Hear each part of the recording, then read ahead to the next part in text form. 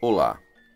Com absoluta certeza, mesmo sem ser uma tradição nossa, você já viu inúmeras referências ao Halloween. Abóboras esculpidas com caretas, crianças vestidas de monstros, famílias se organizando para oferecer doces aos que batem à sua porta. Mas de onde vêm esses costumes? Qual a origem e o significado dessa festa? É bastante consensual entre os teóricos e estudiosos que esse festival tem relação com o Samhain. O Samhain é o início do inverno para os celtas. Os celtas tinham duas estações, o verão e o inverno apenas. E no hemisfério norte, o inverno é uma época de frio e dificuldades. Para todas as culturas do norte da Europa, o inverno significa morte. E isso é claro, não dá para fazer nada crescer no inverno e o que está vivo morre, ou parece morrer. Árvores sem folhas, animais emagrecendo, um frio letal. Era óbvio para esse povo que o limiar com o mundo dos mortos estava abalado. Durante esse período, aqueles que estavam mortos vinham visitar os familiares atrás de comida e calor na lareira. Entre os celtas, o início desse período é exatamente o famigerado 31 de outubro.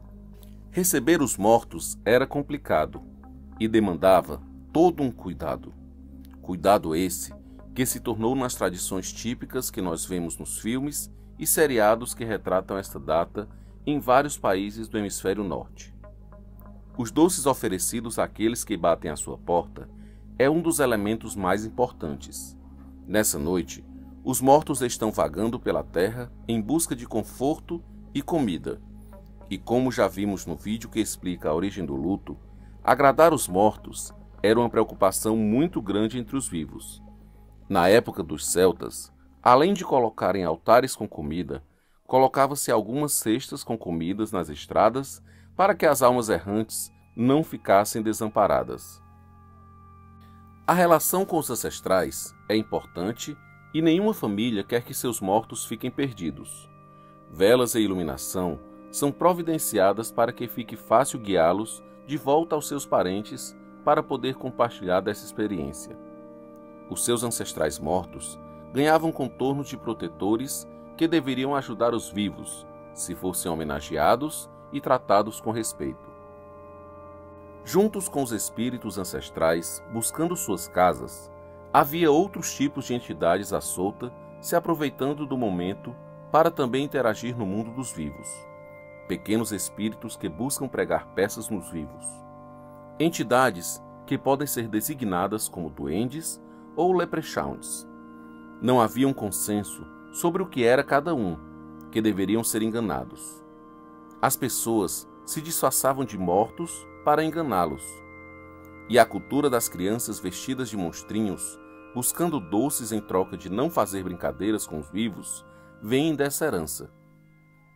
O costume de esculpir abóboras, que no passado eram nabos esculpidos, tem ligação com a história de um homem que conseguiu enganar o diabo. A história, embora ninguém saiba a origem, com certeza não é ancestral, já que a figura do diabo é cristã e mais recente. Iluminar o nabo esculpido é uma das formas de iluminar a casa e deixar claro o caminho para os ancestrais. Mas a história da abóbora esculpida com uma vela, conhecido como Jack ou Lantern, Jack na lanterna, é a história de um homem chamado Jack, que era conhecido por ser um grande beberrão. Quando ele morre em um episódio etílico, ele implora ao diabo que ele vire uma moeda para que ele possa tomar o último trago. O diabo concorda em virar moeda e Jack o engana. Ele coloca a moeda diabo em uma bolsa com o fecho de cruz. O diabo está preso e só é solto depois de concordar em dar mais um ano inteiro para o beberrão. Um ano depois, o diabo reaparece para levar Jack, mas é novamente enganado. Ele é convencido a subir em uma árvore para pegar uma maçã e Jack faz uma cruz no tronco, aprisionando o diabo em cima da árvore. Ele o solta com uma condição: nunca mais o diabo deveria cruzar o caminho do homem. Quando finalmente morreu, ele teve que ir ao inferno, já que o céu não o aceitou. E lá o diabo o negou, mas deu uma brasa para que guiasse seu caminho de alma errante. Jack colocou a brasa em um nabo com furos, para preservar a brasa e iluminar o caminho. Assim, nasceu o costume de esculpir vegetais e iluminá-los. Gatos pretos, outro elemento clássico do Halloween, podem ter mais de uma interpretação. Uma delas é de que podem significar a alma de pessoas mortas como bruxas, pois elas tinham a capacidade de se transformar em animais e o gato preto era uma de suas escolhas favoritas. A Igreja Católica colocou seus dias de festival de mortos em datas próximas ao Samhain para facilitar a conversão dos pagãos, que insistiam em praticar seus antigos rituais mesmo depois de convertidos.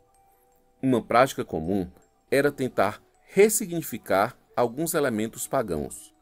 O que antes era comemorado em maio, passou a ser comemorado muito próximo ao 31 de outubro.